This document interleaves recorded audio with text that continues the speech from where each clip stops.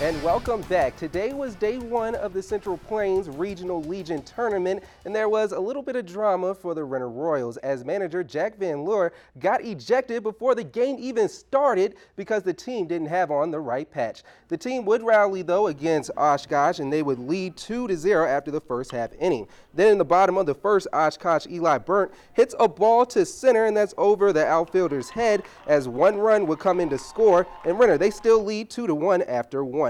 Top of the third, Renner's Nick Hoekstra doubles to the wall in left. CJ Stugel comes around to score, and Renner is now up 3-1.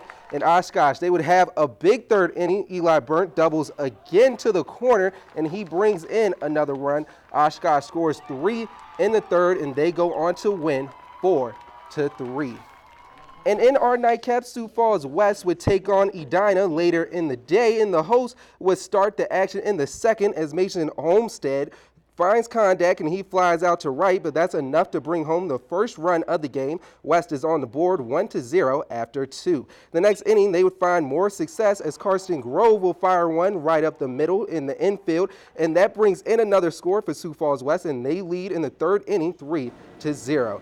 Edina would come on. They wouldn't come to roll over though, folks. However, Lucas Fleming will send one all the way to the right field corner, and the fielder can't hang on. A run comes in, and Edina has life, now trailing 3-1. Sioux Falls would fight fire with fire, pushing the lead to 4-1, and then another as Olmstead would put that right over the first baseman, and that's that chalk, and it's fair, and West would extend their lead 5-1 after 5. But Edina would win this one in a walk-off as they go on to win 9-8.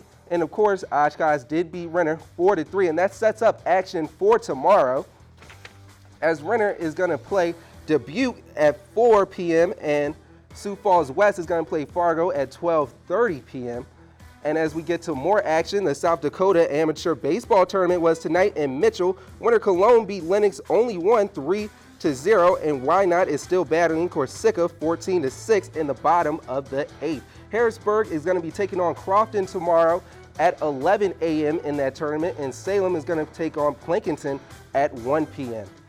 And for our last board, Kimball White Lake is taking on Tabor at 5:30, and Lake Norton is taking on Alexandria at 7:30. And now, here are your Billion Automotive Plays of the week. At the SummerSlam invite, Bismarck Century Lauren Ware gets set up, and she delivers with the powerful spike for the kill as Bismarck Century would go on to win in 2 sets, 2-0. In the State B Legion Baseball Tournament, Big Stones Elijah Close makes the play with his bare hands as he gets the grab and throws a rocket to first to end the inning against Winter Cologne, but Big Stone would go on to lose 7-5. Staying with the State B tournament, Beersford's Bo Van Gelder makes the catch for the out against Redfield despite running into his teammate. Still, Redfield would prevail 4-3. We have State Legion A tournament action as Rapid City Post 22 is all about defense as Blake Weaver dives and tumbles for the amazing catch for the out as Post 22 only allowed 1 run in their 8-1 win over Yankton. And for our number 1 play, Renner's Mason Runya had the biggest swing in program history. With the bases loaded, the tournament MVP rips one to the wall, scoring 3 runs for Renner as they defeat Rapid City Post 22 6-4 for their first State A tournament championship. And those are your Billion Automotive Plays of the week.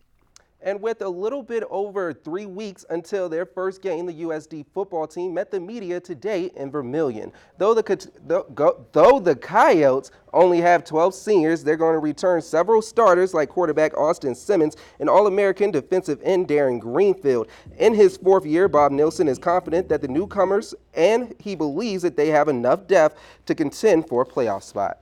We've got a lot of experience in some positions and maybe not quite as much in some others, but you know, you talk about being young, and being young is a good thing if you've had guys that have the potential to be good, and I think we do. We don't have a lot of seniors necessarily, but I think we've got enough guys at enough positions with experience that we got what we need there. I think the first day we come out, we're going to punch them right in the mouth as fast as we can and just do what we got to do to get that win.